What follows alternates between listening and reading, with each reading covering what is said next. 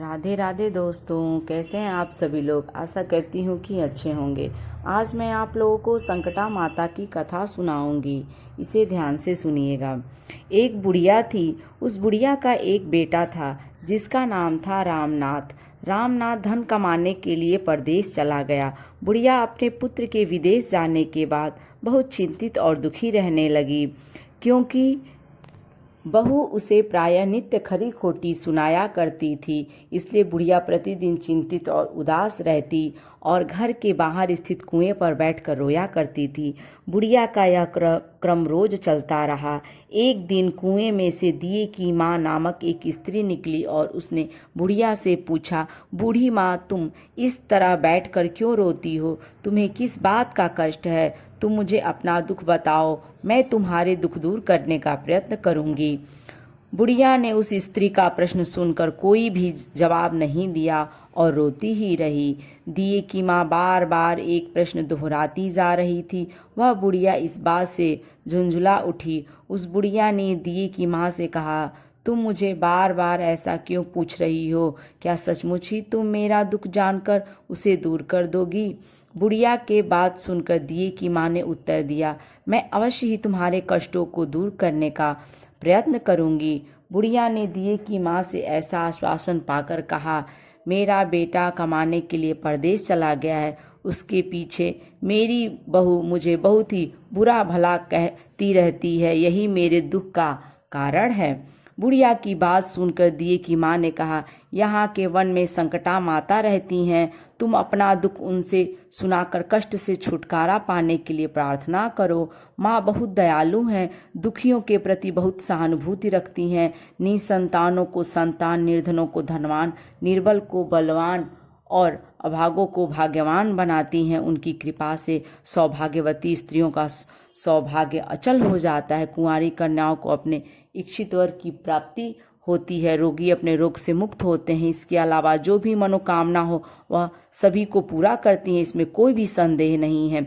दिए की माँ से ऐसी विलक्षण बात को सुनकर बुढ़िया संकटा माता के पास गई और उनके चरणों पर गिरकर विलाप करने लगी। संकटा माता ने बड़ी ही दयालु होकर बुढ़िया से पूछा, बुढ़िया, तुम किस कारण इतने दुख से बार बार रोती रहती हो? बुढ़िया ने कहा, हे माता, आप तो सब कुछ जानती हो, आपसे तो कुछ भी छिपा नहीं है। आप मेरे दुख को दूर करने का आश्वासन दें तो मैं अपनी दुखद गाथा आपको सुनाऊं। बुढ़िया की बात सुनकर संकटा माता ने कहा, मुझे पहले अपना दुख बताओ। दुखियों का दुख दूर करना ही मेरा काम है। संकटा माता के ऐसा कहने पर बुढ़िया ने कहा, हे माता, मेरा लड़का परदेश चला गया है। उसके घर में ना रहने से मेरी बहू मुझे बहुत तरह तरह की सुनाया करती है। उसकी बातें मुझसे सहन नहीं होती। इसी कारण परेशान होकर मैं बार बार रोया करती हूँ।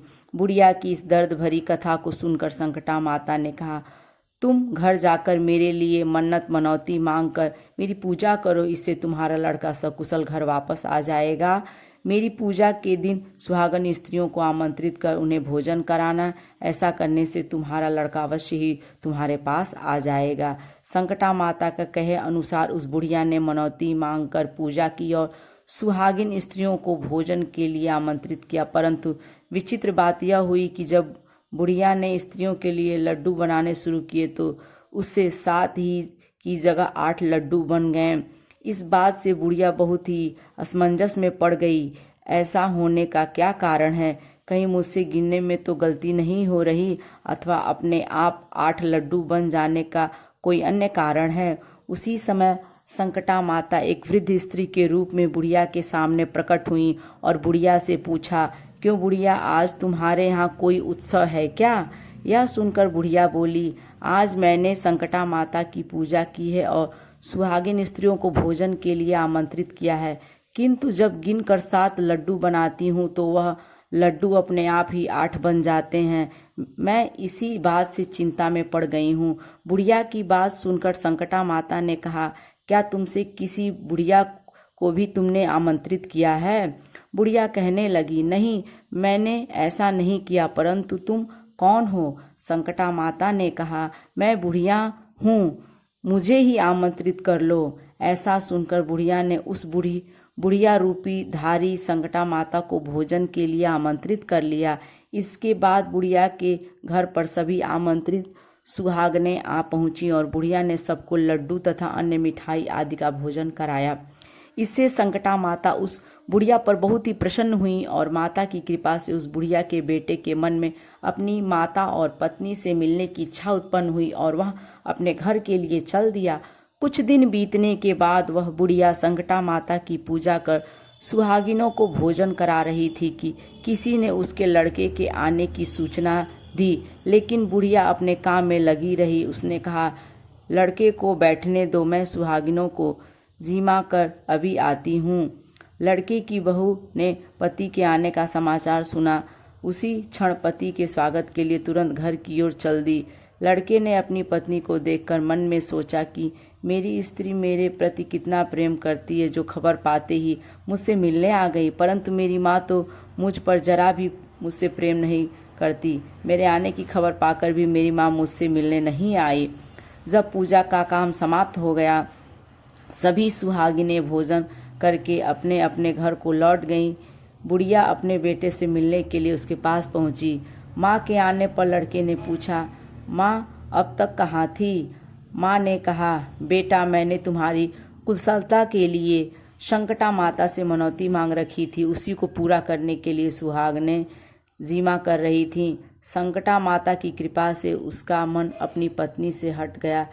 उसने माँ से कहा, माँ या तो मैं यहाँ रहूँगा या यह रहेगी। बुढ़िया ने कहा, बेटा तुम्हें मैंने बड़ी कठिन तपस्या से पाया है, इसलिए तुम्हें छोड़ नहीं सकती। इसलिए चाहे बहू का त्याग भी करना पड़े तो मैं कर सकती हूँ। अतः लड़के ने अपनी स्त्री को घर से निकाल दिया। घर से निकलकर बाहर आई तो बहुत दुखी मन से एक पीपल के पेड़ के नीचे बैठकर रोने लगी।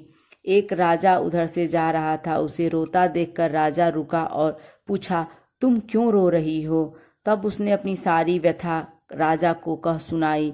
राजा ने कहा, आज से तुम मेरी धर्म बहन हो, इसलिए रो मत। मैं तुम्हारे सभी संकटों को दूर करने का प्रयास करूंगा। यह कहकर राजा उस स्त्री को अपने महल में लेकर आ गया। महल जाकर राजा ने रानी को सारी कथा सुनाई और रानी को कहा, देखो आज से मेरी यह धर्म बहन है, इसी महल में रहेगी और इसको किसी भी प्रकार का कष्ट नहीं होना चाहिए।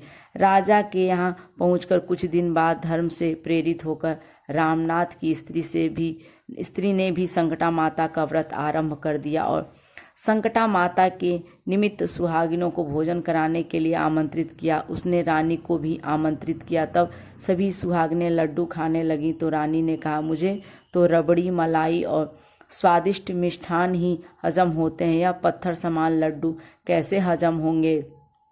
ऐसी अवहेलनापूर्ण बातें कहकर रानी ने लड्डू खाने से मना कर दिया। कुछ समय बाद संकटा माता की कृपा से रामनाथ अपनी पत्नी को खोजते हुए राजा के महल में आया। वहां आकर अपनी पत्नी को संकटा माता की पूजा करते हुए देखा तो संकटा माता को हाथ जोड़कर प्रणाम किया और अपनी पत्नी से कहा, प्रिय मेरे अपराध को क्षमा करो।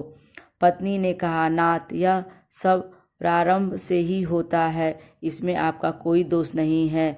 आप मेरे ईश्वर रूप हो, मेरे ही अपराध को क्षमा करें। यह कहकर दोनों ने विधि पूर्वक संकटा माता का व्रत कथा सुनी, संकटा माता की पूजा की। पूजा को समाप्त कर सुहागिनों को जिमा कर दोनों पति पत्नी अपने घर की ओर प्रस्थान के लिए तैयार हुए। जाते समय रामनाथ की स्त्री ने राजा रानी से कहा, जब मुझ पर दुख पड़ा था तो आप लोगों ने धर्म बहन बनाकर मुझे आश्रय दिया था, लेकिन आपको किसी भी तरह की सहायता की आवश्यकता हो तो मेरी कुटिया में निसंकोच चले आना। ऐसा कहकर दोनों पति पत्नी अपने घर चले आए। संकटा माता के प्रसाद का निरादर करने के कारण रानी पर भारी संकट आ पड़ा। रामनाथ की बहू के जाते ही उसका राजपाट नष्ट हो गया। ऐसी विपत्ति में पड़कर रानी ने राजा से कहा, ना मालूम वह तुम्हारी धर्म बहन कैसी थी, उसके यहाँ से जाते ही सब कुछ नष्ट हो गया। रानी ने राजा से कहा, जाते समय वह कह गई कि जब मेरे पास कष्ट पड़ा था तब मैं तुम्हारे यहाँ आई थी और कदाचित तुम्हारे ऊपर कोई भी कष्ट पड़े तो तुम मेरे घर चले आना, इसलिए अब हम लोगों को उसके यहाँ ही चलना चाहिए। ऐसा विचार कर राजा रानी दोनों ही अपनी धर्म बहन के घर गए। वहां जाकर रानी ने कहा, बहन तुम्हारे जाते ही ऐसा क्या हो गया कि हमारी सारी संपत्ति नष्ट हो गई। हम लोग बहुत परेशानी में पड़े हुए हैं। रानी की बात सुनकर रामनाथ की स्त्री ने कहा, बहन मैं तो कुछ नहीं जानती, मेरी तो सब करता धरता संकटा माता है, इसके अतिरिक्त कोई दूसरा नहीं। इसलिए मेरी राय में तुम संकटा माता से अपनी भूलों के लिए क्षमा याचना करो। उन्हीं की मान मनौती से तुम्हारा काम बन जाएगा, तुम्हारे सारे बिगड़े काम अपने आप सुधर जाएंगे। रामनाथ की स्त्री की बातें सुनकर रानी ने श्रद्धा भक्ति से संकटा माता का व्रत किया और सुहागिनों को जिमा कर अनजाने में हुई अपनी सब भूलों के लिए संकटा माता से बार बार क्षमा मांगी। रानी के ऐसा करते ही संकटा माता प्रसन्न हो गई और रात में रानी को स्वप्न में कहा कि तुम दोनों पति पत्नी अपने महल को चले जाओ, वहां जाकर मेरी पूजा करना और मेरे निमित्त सुहागिनों को जिमाना। ऐसा करने से तुम्हारा गया हुआ राजपाट तुम्हें दोबारा वापस मिल जाएगा। सुबह होते ही रानी ने अपने स्वप्न की बात राजा को बताई। रानी की बात सुनते ही राजा उसी क्षण रानी को साथ लेकर अपने महल की ओर चल दिए। महल में आने के बाद राजा रानी ने संकटा माता के कहे अनुसार भक्तिपूर्ण भाव से संकटा माता की पूजा की और सुहागिनों को भोजन कराया। ऐसा करने से उनका बिगड़ा हुआ सारा जो समय है वो सुधर गया और सारा राजपाट उन्हें वापस मिल गया और वह पहले की तरह राज्य को भोगने लगे। बोलो संकटा माता की जय। यदि ये वीडियो आपको अच्छी लगे तो लाइक करें और यदि मेरे चैनल पर आप नए हैं तो इसे सब्सक्राइब करें।